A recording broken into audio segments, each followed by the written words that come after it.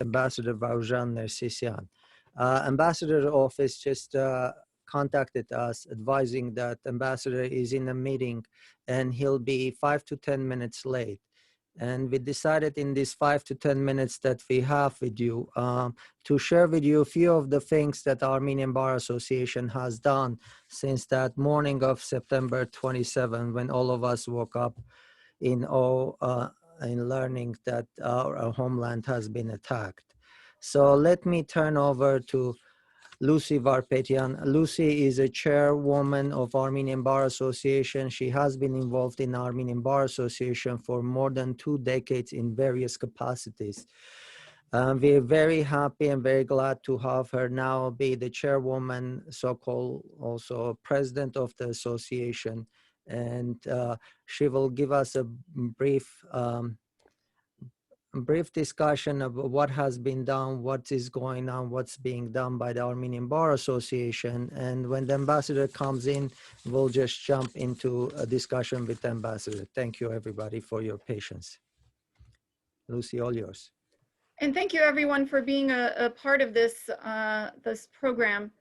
I think as soon as the news hit, we have all been glued to our news sources. We have been trying to follow what has been going on. And by and large, it's a little bit difficult to decipher what part of the information is accurate and what part is not. Very early on, the Armenian Bar Association had established a very solid working relationship with the Ombudsman's office in Artsakh, and then also with the Ombudsman's office in Armenia, both with initially with Ruben Melikian, who came to the Armenian Bar Association meeting in 2017. Then we established an internship program in his office that continues to this day. And then secondarily in 2018, when we went to and held our meeting in Artsakh and met the foreign minister, had several meetings with the foreign minister's office. And it's as a result of those relationships over the years that stepping into a very immediate working relationship with the Ombudsman's office and with the foreign minister's office became flawless and immediate. Similarly, those relationships extended to the Ombudsman's office in Armenia. And as you have seen over the course of the last 9 or 10 days, there have been very regular reportings from our Facebook page through our Armenian Rights Watch Committee on a number of issues that are happening in Artsakh. There are 2 very specific things that we are focused on at the moment. Answering the call of the High Commissioner, which was number 1, to fundraise. And we really want to make sure that all of our members, all of our viewers, all of the participants, everyone in the diaspora and beyond, to participate in the fundraising effort. And we all know the cost of the war on a daily basis, and the funds that are being raised through armeniafund.org has been designated through Armenia's government as the primary location where those funds should be sent. And so we have been encouraging our members, and now we're encouraging all of you to make sure that you participate in that giving. And really, this is the time where you give in a way that perhaps you haven't, where you haven't in the past. This is very different. It really is a life or death sort of a time. So we would really encourage all of you to donate through Armenia Fund. That's number 1. Secondarily, we have quite a few of our members who are asking us, how do we where can we volunteer? How do we participate? I'm very happy to let you know that the Student Affairs Committee of the Armenian Bar Association and the Armenian Bar as a whole has launched an effort to really try to make sure that the narrative that is being portrayed in the mainstream media is accurate. Specifically, we want to make sure that this isn't called an ethnic conflict. This isn't an ethnic conflict. This is a war on the part of Azerbaijan against a civilian population. We want to make sure that when young Armenian youth are repatriating to participate and take arms and fight in a war, they're not classified as mercenaries, as the jihadists are who are paid money to go to Azerbaijan to fight the war. So these are all very important, nuanced messages that that we really hope is something that we can help participate in correcting in the narrative as we move forward. And so that's another very important effort that we've taken up. Additionally, I want to say that members of our committee, our board, are participating in direct communications in some of the highest levels and trying to assist with the legal aspects of what is happening today. Some of that I'm not at privy to share, but I just wanted to let you know that we were prepared to answer that call as well. Sudan, I see you looking around. Has the ambassador arrived and I just can't see? I can't hear you, you're muted. I'm sorry. I wouldn't be able to see if the ambassador arrived or not from my Okay, view. let me look then because I, now I understand, Sudan, that there's quite a bit that's happening in New York as well. Sudan is in New York. I'm in Los Angeles. There's a protest that's being planned. Certainly, what the other message from the commissioner was get the word out. And I think it wasn't until these protests started where we started receiving local media coverage where the lives of everyday Americans were disrupted by sirens and horns and traffic that places like KCAL News and those types of media outlets started to cover our what was going on. So actually, I'm sorry, Lucy, I apologize to interrupt. Actually, ambassador just called me. He apparently is in. So if you can locate him. I see him. Just give me a quick second.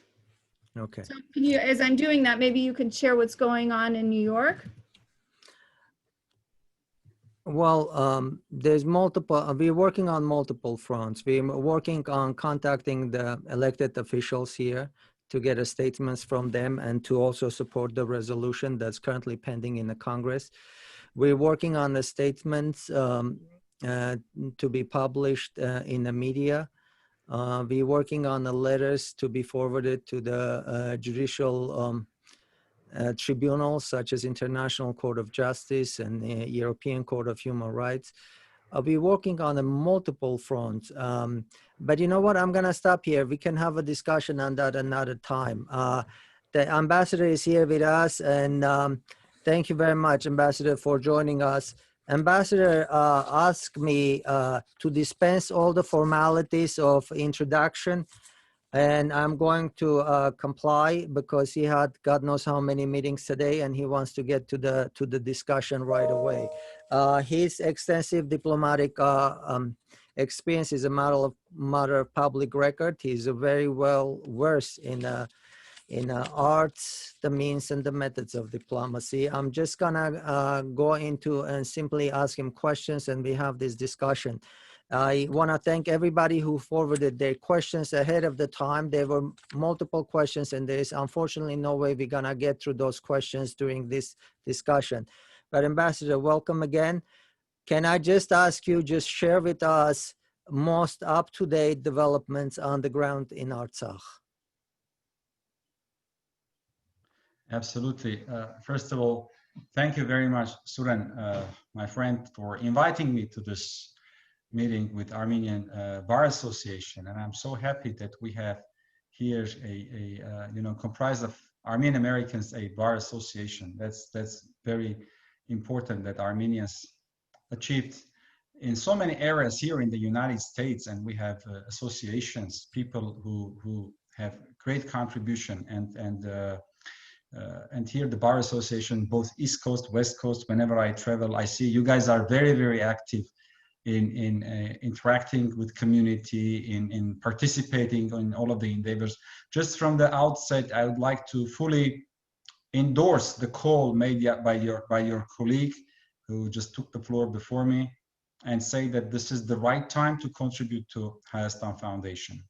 This is a historic moment in our nation's history, post-independence. This is the most severe challenge we're right now facing as Armenia, Artsakh, and Armenians worldwide. Therefore, I fully endorse her call about, Armenians going to Armenia Fund. No matter, yesterday in another interview, I said that no matter what's the size of the contribution, what's important is the participation. It's your feelings, it's your contribution, that there is no indifference. These days, we really are proud in Armenia, Artsakh, and here in the United States and worldwide Armenian communities for this spirit of unity, for this spirit of victory, for this spirit of support for Armenia and Artsakh. And I really wanted to, from the beginning, thank the Bar Association for your active support for Armenia and Artsakh cause. And I'm happy to talk to you. So let me just, everybody follows the mass media and the information, so perhaps I don't have to go to many details, but just to give several highlights about the situation that evolves around our country, around our Artsakh since September 27th, and what is the latest. As you know, on September 27th, the Azerbaijani dictatorship unleashed a large-scale attack against Nagorno-Karabakh across the entire line of contact, from the north to south. But the difference of this attack is that this time the people of Nagorno-Karabakh and the self-defense forces of Nagorno-Karabakh are not fighting merely Azerbaijan. If it were merely Azerbaijan, perhaps it could have been handled much easier. But the difference of this time is that the comparison from the war of 1990s is that this time Harabakh and Armenia now fights not only Azerbaijan in the battlefield of Nagorno-Karabakh, but also the combined joint forces of Turkey, of Islamist jihadists, and this triangular that has formed this aggressive policy and war, and unleashed this war against Nagorno-Karabakh. The Aliyev dictatorship, in compliance with his brutal policy of attacking Nagorno-Karabakh, throughout the past years, we have seen this taking place, the threats, the militant rhetoric, the entire campaign, anti-Armenian hate propaganda that we have witnessed throughout the past decade. Now it took a concrete form of implementation against the people of Nagorno-Karabakh. So for our people in Artsakh, this is an existential fight for the freedom, for their human rights, and for their right to live and prosper on their ancestral land. At this stage, we face, this is the most vital national security threat that we face since our independence. And I would like to assure you and all our compatriots here in the United States that we are going to confront and we are going to win in this battle for freedom and for justice. This is not only a battle for Nagorno-Karabakh's security and safety. This is a battle for justice, for prevailing of human rights, and for Armenian people's century-old nurtured dreams to live on their ancestral land. So since September 27th, this is now the 8th day that we are confronting this in a broad daylight. In a broad daylight, it is now confirmed also by the international mass media, but also on the level of the President of France and the level of the Russian Foreign Ministry statements and multiple credible sources confirming that Turkey has recruited and dispatched Islamist jihadist mercenaries to Nagorno-Karabakh. So here is that we see the inability of the Azerbaijan's dictatorship in light of the enormous amount of the armaments of weaponry accumulated in Azerbaijan, that they even resort to such a disgraceful, I should call, measure as to involve Islamist militants in the fight. By the way, I just wanted to highlight that neither Armenia nor Nagorno-Karabakh had ever recognized this conflict as a religious conflict. Armenians reside and live and side by side in so many Muslim countries. So this conflict is not whatsoever a religious confrontation. We do not view this as a clash of civilizations or clash of religions in the soil of Nagorno-Karabakh. It's Azerbaijan who is poisoning by the flooding with Islamist militants the battlefield and trying to, bring a religious dimension to this conflict. But wanted to assure our compatriots we do not view in the context of religious confrontation, because we reside as Armenian communities in so many Muslim countries in a manner of peaceful coexistence, and we do not have problem to continue to do so. This is basically about existential rights of the people of Nagorno-Karabakh to live on their homeland. So throughout these 7 or 8 days, the self-defense forces of Nagorno-Karabakh have organized a heroic, I should say, a self-defense, even unprecedented, because in nature, this is unprecedented, because this is an asymmetric warfare. Imagine a little army of Nagorno-Karabakh being supported, of course, by Armenia, because we are their sole guarantors of their security and safety. Confronting this enormous force that Turkey and Azerbaijan are throwing on the battlefield, and have caused the army of Azerbaijan enormous casualties in the form of their equipment, losing so many pieces of equipment, of artillery, of combat jets, helicopters, of tanks. More than 300 tanks they have lost in these 8 days. But more importantly, human losses that Azerbaijan faces, that they have lost, and sooner or later that dictatorship is going to open it. More than 3,000 lives.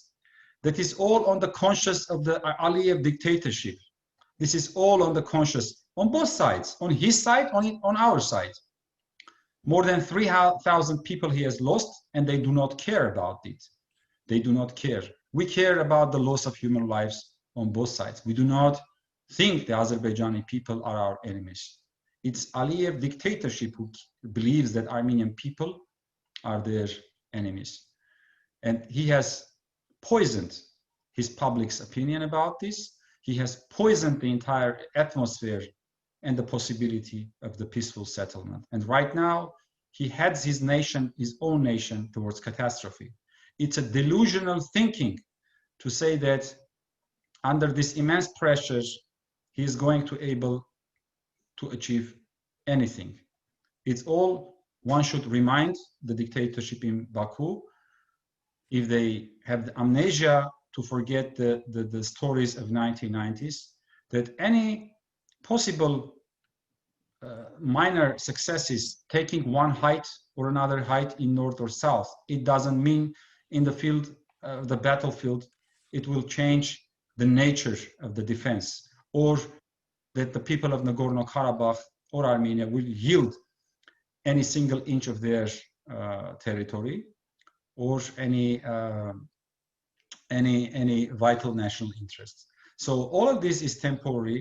As you know, as of the day before yesterday, the Azerbaijani dictatorship, well, before that already we had facts bombing civilian settlements.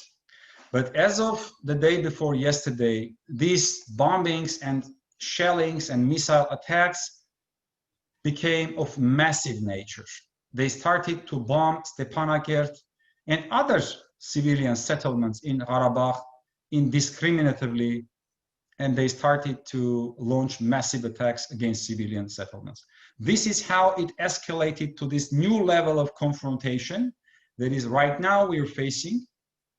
And the self-defense forces of Harabakh did not have an alternative, rather to respond and to shoot certain targets, such as the airport in Ganja, where, by the way, Turkish military jets F-16s are deployed. And it was not coincident that in the footage of, for instance, Al Jazeera, one could see Turkish military personnel in the airport of Ganja. And the natural question comes, what are the Turkish military is doing in the airport of Ganja with Turkish military insignia? So as of the day before yesterday, the nature of the warfare changed and it escalated to a new level because the Azerbaijani dictatorship, seeing that it's a desperate and meaningless, loss of life, their own soldiers, they started to do this massive missile attacks against Stepanakert and other civilian settlements. So right now, the self-defense forces of Nagorno-Karabakh have, for the tactical purposes, have retreated in a couple of positions. But even in one position, they just, for tactical reasons, organized the next phase of the defense, and they just repelled back the aggression in that particular territory.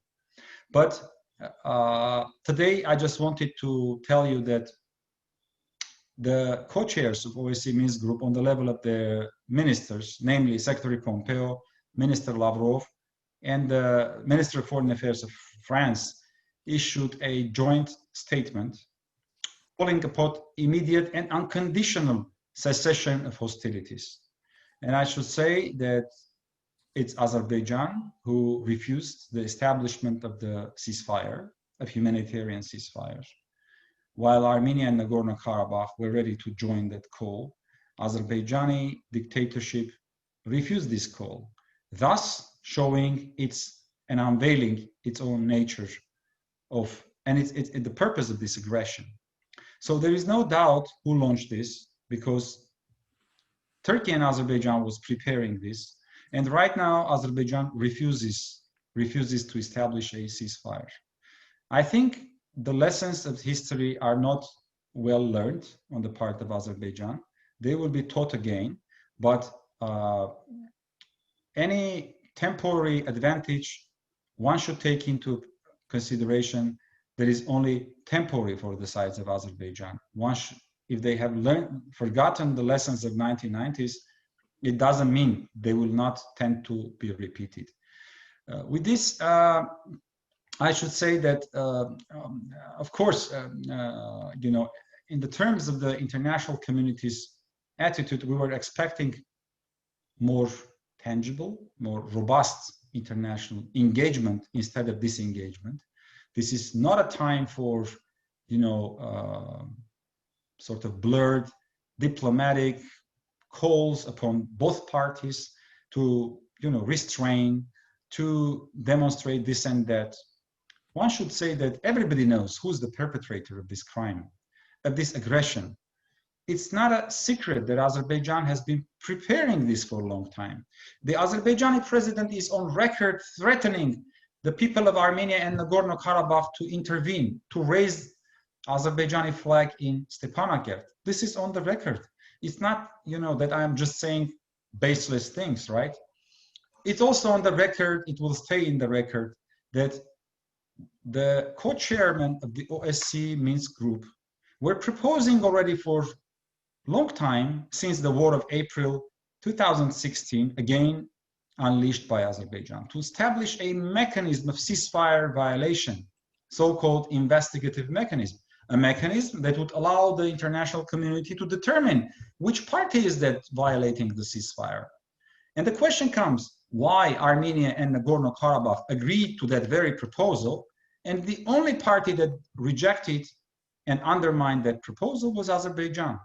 Did Azerbaijan have other intentions? While they would join that call and they would establish this mechanism. So Azerbaijani government unleashed this criminal attack against the peaceful population of Nagorno-Karabakh. This is an existential fight for them, for the people of Nagorno-Karabakh. And there should be no doubt that Armenia and the Armenian communities worldwide will stand next to this rightful cause. Perhaps I should limit my comments to this, dear Suren. I'm ready to talk and to elaborate more on this, but maybe your colleagues might have some questions or comments. Yes, thank you, Ambassador. Thank you. We appreciate you giving the overview and very important information for all of us. But we have a tremendous amount of questions, and I would like to get at least to some of them. So let me ask this question. On October 1st, 2020, the Armenia's Prime Minister, Nikol Pashinyan, stated, "It is no longer merely the Karabakh issue, not a security of the Armenian people. It is now an issue of international security. And today, the Armenian people are defending also international security, assuming what may be a new historic mission." Can you elaborate for us what he meant that the Armenian people are now defending the international security? Absolutely. Because by this attack, the joint dictatorships in Baku and Ankara have unleashed such a war that has a potential to spiral out into major regional and even a global confrontation. And I do not exaggerate this. I do not. What Prime Minister Pashinyan had in mind is that Armenia stands in the front line of international security. With this resistance, Nagorno-Karabakh today stands with this heroic resistance against this twine or even trilateral aggression, Turkey, Azerbaijan, and jihadists. They stand in the forefront of the international communities and international security, because if it spirals out into a major war, then everybody else is going to figure out that now is the time to intervene. But I just hope, and I expect that it will not be too late. It's better to intervene now for the international community in a decisive manner, and not in a form of blurred statement, but rather in a form of demands and calls that there will be consequences for those who violate the expectations of the international community. Otherwise, those people do not understand, as on one occasion, the distinguished president of France said in regard to certain leaders in Turkey, that he does not understand the language of civilized dialogue. He understands different way of conversation. So what Prime Minister meant is that we stand at the forefront of defending international community. Maybe from the first glance, we defend only our own borders. But if you look in the broader terms, if this is not stops, the major regional and international security is at stake. And I thank you. You already covered the role of the Turkey in this conflict in your presentation, but could you please elaborate what is your understanding of the ultimate goal of Turkey? Absolutely. Turkey in this conflict pursues several goals. First of all, it is not a secret that Turkey and Azerbaijan has been in pursuit of the century-old Turkish so-called illusion of pan-Turkism. And our people have seen this in their lives, in our history. So this is although that's an absurd ideology, and that ideology came into existence at the expense of all nations that were and are residing in the territories where Turkish people live today. But basically, they have not given up that ideology, and the government of President Erdogan has been pursuing this policy. They try to, unveil this, veil this ideology with the fake ideology of zero problems with neighborhood that ended up with zero relations with neighborhood in reality. But modern day Turkey pursues this ideology of neo-Ottomanism as if to establish Turkey's influence in the region. Well, if Turkey wanted to have influence, it should have been a different influence. It should have been a democratic, friendly relations with all countries, regretting for its past wrongdoings of their ancestors, and establishing healthy, normal relations with all their neighbors, including with Armenia. But all we have seen has been the policy of aggressive nationalism. And modern day Turkey, not only in the case of South Caucasus that now Erdogan government tries to undermine, but also look, in the instance of Mediterranean, Turkey aggressively conducts a policy in Mediterranean without having whatsoever any rights towards the broader Mediterranean Sea. Turkey conducts an aggressive policy in Libya, tries to meddle in domestic affairs in Libya, siding one or another party and projecting its influence there.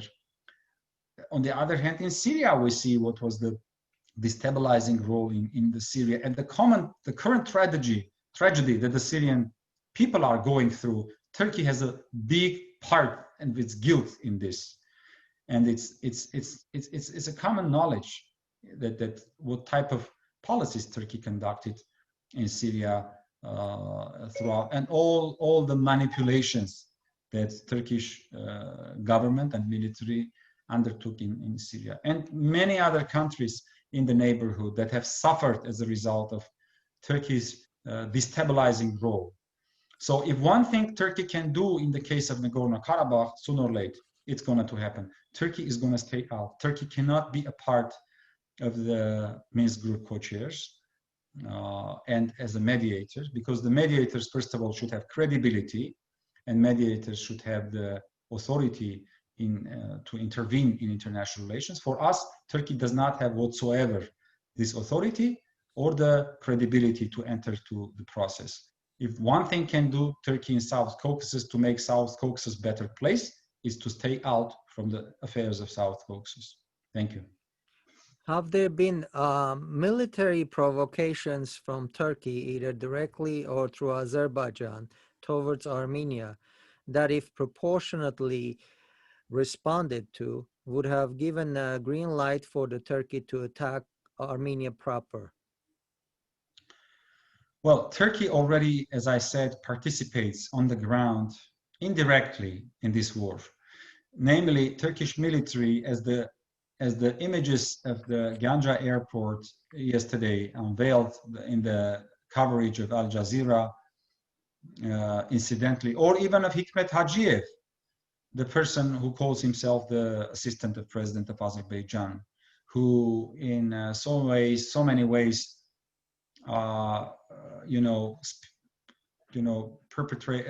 conducts the entire Armenian rhetoric here and there. But he also even posted something in Facebook, and then he quickly deleted it because there were images of Turkish military on the ground in Ganja. So Turkey participates indirectly from the side of Ganja, and I'm sure from the side of Nakhichevan. Turkish military is there. Turkish military helicopters, planes are deployed there. in the terms of direct aggression, that would be the last resort with Turkey's, unpredictable government. But definitely, Armenia and the Armenian army are prepared in case of possible provocations on the side of Turkey. At this stage, we do not see any direct signs of intervention, and we hope Turkey will not cross that red line, because crossing that red line promises very, very big consequences in the terms of major regional turmoil and interference of others and unpredictable chaos. So in this sense, of course, Turkey must come to its senses and immediately stop the aggression through Azerbaijan at this point, because it has an inherent potential to create major destabilization. Ambassador, we're going to talk about a role of media. There's a multiple questions that were submitted on this issue, but we all see that this war is fought on multiple levels and fronts, on the ground, in the media, in the diplomatic circles, as well as in the business circles. Often it is difficult to differentiate between propaganda, facts, and opinions. What is the media missing, or not inquiring meaningfully, or not providing adequate coverage? Sorry, I didn't get you. In the U.S. or media, what is the U.S. media missing when they're covering the war in Armenia, in Azerbaijan, in Artsakh? Well, there are a lot of stories going on. In general, the coverage has been more or less objective. There have been interesting articles, like yesterday in Washington Post. The editorial shed the light, from the perspective of such a credible paper as Washington Post. But I think what they are missing is understanding of the root causes of the conflict. This is not a conflict about, some territorial dispute or ethnic conflict or whatever. This is a conflict about basic human rights. This is a conflict about a people who live, for millennia on their ancestral land, and they want to peacefully continue. I mean, not even the name Nagorno-Karabakh is strange for American auditorium, right? And now there is this confusion, Artsakh and Nagorno-Karabakh. And of course, now exactly this is the time to push for the name Artsakh and to, bring this identity into broader recognition. It is missing, because the world doesn't know much about Artsakh. The world doesn't know much about its heroic people, its nature. So what is missing perhaps is the background of the story. Perhaps maybe it's not important right now. People are preoccupied with COVID, with financial issues, with the with the NASDAQ data and so on and so forth. But the world should not turn a blind eye towards Nagorno-Karabakh. The world is now so much interconnected, so much intertwined, that something happens in the remote mountains, in Caucasus, it seems from the first glance, well, what the hell I have to do with this, right? From the point of view of the average citizen here in the United States or in many other countries. But exactly one needs to understand that it is so much close. Any conflict that's happening in the remote areas, one should not be indifferent. Exactly for these reasons, the international community needs to really, and the media needs to look at this from the objective perspective, to try to shed a light on the reality on the ground, and to, for instance, the question comes: why Azerbaijan has blocked its internet? Why Twitter is closed in Azerbaijan? Why international media does not have while they have access to Armenia and Nagorno-Karabakh, and unfortunately, 2 French journalists got injured from Azerbaijani bombardments. But Azerbaijan has blocked the access of international journalists towards the front lines. One day, we will discover the reality about the real numbers of casualties, and Azerbaijani people should hold accountable those who send their boys to the battlefield without looking towards their conscience before, causing this much damage to their own population, to their own young boys. But as to the role, as I said, it's the objective coverage of the story, objective narrative about the root causes and about this current phase of the conflict. Thank you. Is there a significance that on one side of this conflict is a democratically elected government, both in Armenia and Artsakh, and the other side of this conflict is an authoritarian regime who controls Azerbaijan for the past 40 years? Absolutely. I mean, it's not that, I should say, the world knows. I mean, and there was something sarcastic the other day. Azerbaijani president tried to pretend that he is a Democrat and there is a dictatorship in Armenia, causing a real, laugh and smile, because the world knows, not we Armenians, the world knows what type of dictatorship is right now in Baku and even in Turkey. Just a couple of weeks ago, there was a very interesting editorial about the nature of the dictatorship in Azerbaijan, about the punishments that the democratic movements have seen in Azerbaijan from the hands of Aliyev dictatorship.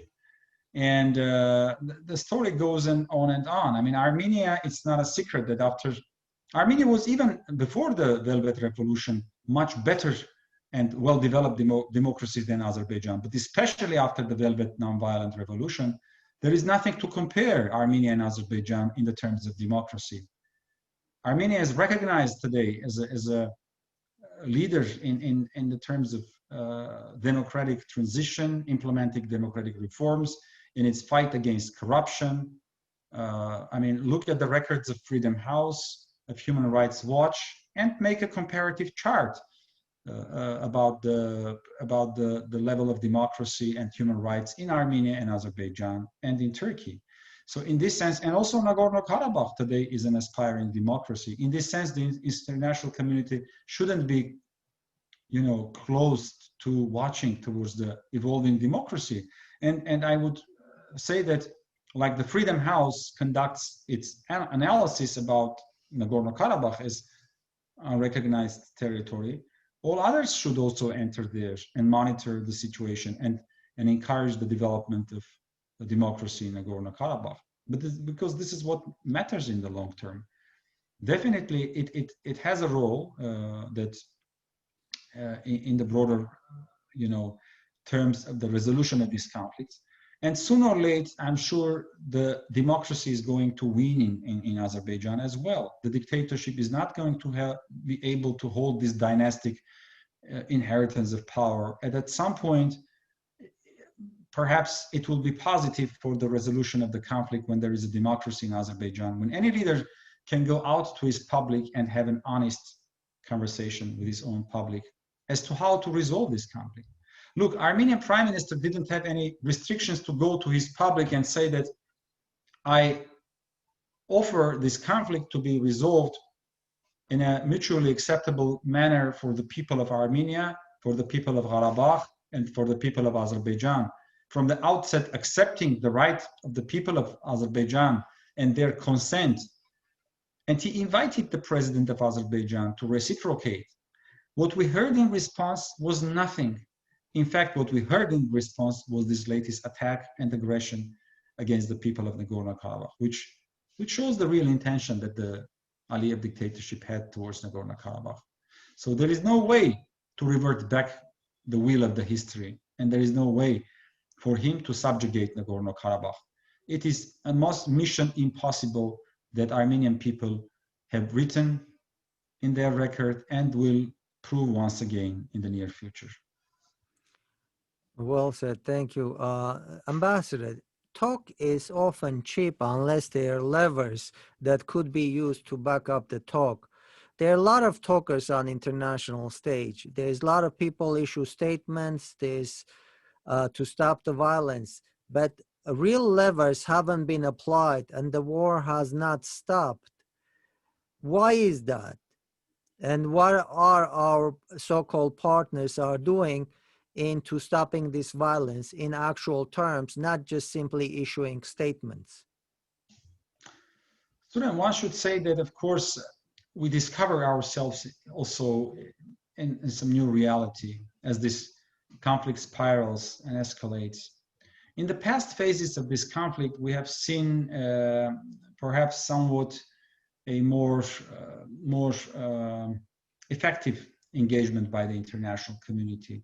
And I do not criticize anybody in this matter, but perhaps it's no secret for the international community who's the perpetrator of this conflict. Everybody knows the reality. However, what we've seen have been very quote unquote balanced statements, quote unquote, polite statements. This is not a time for this. When, innocent people die in the hands of the aggression, this is not a time for, and as I said, the world is more than ever interconnected and intertwined. If you ignore this bloodshed in the remote mountains of South Caucasus, be aware one day it's coming to your doorstep, unfortunately, in a different form. And it's appropriate for everybody. I mean, it's a norm. So one should be very careful in undertaking efforts to prevent the major violence. In immediately intervening, international community cannot be indifferent. Indifference causes the major problems. So we have seen certain action from the international community. We have seen statements, but this is perhaps not sufficient. As I said, what we are facing from those two governments cannot be handled with mere and nice diplomatic statements. Something else is needed, and some more concrete actions and consequences, and all those who violate the norms and principles of international law should be held accountable. I mean, it's clear that Azerbaijan, number one, violated the ceasefire of 1994. But there are no concrete actions about it. They should be held accountable for this. And then right now we face a conflict again that can really destabilize, create a major problems for everybody. That's why international community rather intervenes right now in a decisive manner, and not to face a much more serious challenges in the next phase of this confrontation. American Armenians are very much disappointed that the United States has not taken an active approach and essentially disengaged and standing on the sidelines watching what's going on. And what's going on is a war where a lot of our sons and innocent civilians are dying. Talk to us a little bit about, is there a concrete things that we can, United States can and should do in how we as Armenian Americans should assist our government in taking those steps? Well, of course, Armenian Americans, it's up to them as American citizens to have their views and positions towards the American government's, policies in one or another issue, including the one here. Of course, the United States, as a co-chair, one of the co-chairs of this conflict, is engaged together with Russian Federation and France. And we have seen just today the statement of Secretary Pompeo together with Russian and French ministers. And the day before, there was a statement on the presidential level by President Trump, President Putin, and Macron. And on the day one of this conflict, the State Department issued a statement, I think, which one of the positive sides was that it was calling upon the third parties not to intervene into this conflict. And I think obvious to who the message was directed. Of course, Turkey and Azerbaijan, in planning this attack, had also calculated that the US is preoccupied with domestic electoral processes and with other global challenges. And one of the reasons they started this very moment, it was also very well calculated. I want to. I'm sorry. Yeah. Go ahead. We wish the U.S. always takes the, as always has been, proactive in this, in the conflict resolution efforts. And one of the best things about the Minsk group is that, irrespective of, U.S.-Russian relations in many other issues, in this conflict, they have always had, on the level of co-chairs, ministers, and even presidents, good understanding and cooperation. And I have seen always Russian and American diplomats in this format working actively together. So I wish this produces more fruitful results, and we see more active engagement on the part of all parties to bring an end to this violence and to resume peace. There has been a significant amount of questions, and I'm gonna on the issue of whether Armenia should recognize Artsakh as a part of Armenia, or is it time for Artsakh, for Armenian diaspora, and for Artsakh and for Armenia to channel their energies for the recognition of Artsakh as an independent state, and the significance of one or the other. So summing up about 20 questions in one. And I have to ask you, dear Suren, to perhaps after one or two questions to summarize, because I have to jump still to some other important calls, not Zoom calls, but I'm just getting many messages that I have to respond to. Yes, but of course, the recognition of Harabakh is on the agenda. We have not done so far the recognition because we did not have a prejudice towards the outcome of the negotiations. Had we recognized the independence, then there would no longer be sense to conduct the negotiations. So right now, in the face of this attack, it is on the agenda. And at some point, if this does not stop, of course, it is going to be considered very, very seriously. As to the Armenian community, spending efforts, I don't think for the Armenian community only, for the international community, at some point is going to be obvious that it is unavoidable not to recognize the independence of Nagorno-Karabakh. In fact, that's the main way to settle this conflict, because it's clear for everybody, there is no way to revert back. This land has been, given to Azerbaijan as a result of artificial Soviet Bolshevik decisions whatsoever. Never Nagorno-Karabakh has been a part of Azerbaijan. Azerbaijan takes it for granted that during the Iranian Shah rule of the South Caucasus, that part of territory was the part of the Iranian kingdom. But what did it have to do with Azerbaijan? Common, one asks. Or even when Azerbaijan presents territorial claims to the capital city of Yerevan, what common it has to do with? It was the part of the Iranian, both modern Armenia, both modern Azerbaijan, before the Russian, empire entered into South Caucasus, were part of the Iranian kingdom and part of modern Georgia as well. So Azerbaijan takes it for granted, claims that it was a part of Azerbaijan, nothing of such nature, of course.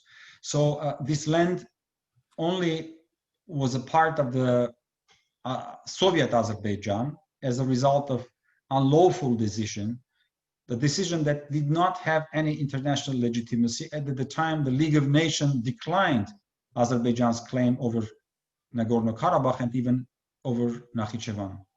So after the collapse of the Soviet Union, I'm talking, of course, to a group of brilliant lawyers, and you know much better the legal side, so I don't have to further elaborate on that. The legal side is completely in favor of Nagorno-Karabakh. The principle of territorial integrity does not apply to Azerbaijan because the Soviet Azerbaijan was formed in regard to Nagorno-Karabakh illegally. So when the decision of 1921 Soviet Communist Party Caucasian Bureau was unlawful decision. Therefore, it does not apply to Nagorno-Karabakh after the breakup of Soviet Union. And Nagorno-Karabakh opted for self-determination according to the laws of the day. Therefore, the recognition of independence is the right path that both Armenian communities should pursue, and the international communities should come to that, because the alternative, I mean, if Azerbaijan wants to, dictate its policy, the alternative means the extermination of the people of Nagorno-Karabakh. They are not going to be subjugated to Azerbaijan. The only way is to figure out a way to resolve this issue through self-determination and perhaps through recognition of its independence. Ambassador, we are very conscious of your time, but I'm gonna ask you to divulge us one more question, please. And we heard you saying we will be winning this war, and we hear that daily. And what does it mean winning this war in this context that we're talking about? What do you mean? What do you envision when you say we will win this war? Winning the war means that unless international community intervenes and stops the violence and the aggression against Nagorno-Karabakh, the army of Nagorno-Karabakh and Armenia, they do not have an alternative, rather to force the aggressor towards coming into senses and force them to the peace. That's what the victory means. We did not have any intentions to initiate this war, and unless Azerbaijan stops this violence, they are going to face serious consequences. We do not pose threats to anyone, including to Azerbaijan, but they need to understand that there is no way they can break the resistance and subjugate the people of Nagorno-Karabakh. There is simply no way. This is a meaningless campaign launched by Azerbaijan, and it is going to end with its failure. Thank you, Ambassador. We are very, very appreciative of your time, and thank you for sharing us your thoughts. And we have a ton of other questions, but I guess we will regroup another time and date, and we'll let you go. Thank you all. If you have any closing remarks, please share them with us. If you want us to do anything in particular, please share them with us. Well, thank you very, very much, Suren, for organizing this event. I wish to have an interaction when the normal times come. We are done. First of all, there is peace. And second of all, when this COVID situation allows, I would be happy to host the Bar Association here in Washington at the Armenian Embassy and to interact with all of you, your colleagues. And I appreciate very much your warm feelings towards Armenia, you're pursuing and supporting Armenia and being active. I wanted to reassure that the success of Armenia and Artsakh depends on unity of our people at this very crucial moment in our history. This is perhaps one of the most challenging pages of our history, and we need to stay united. One for all and all for one. And I thank you for this evening and for this opportunity to address you and your colleagues. Thank you, Suren, and my warm regards to everybody in this auditorium. Thank you all. Thank you all, listeners. And I want to thank Lucy Varpetian and the Board of Governors of Armenian Bar Association, including Armenian Rights Watch Committee with the co-chairs of Garo Ghazarian and Garnik Gerkonyan. and everybody else involved. We'll see you soon. We have an intention of organizing similar meetings with other voices of our times that are important during this time of war and beyond. We hopefully to see you soon. Okay, all the best. Thank you. All the best. Thank you all.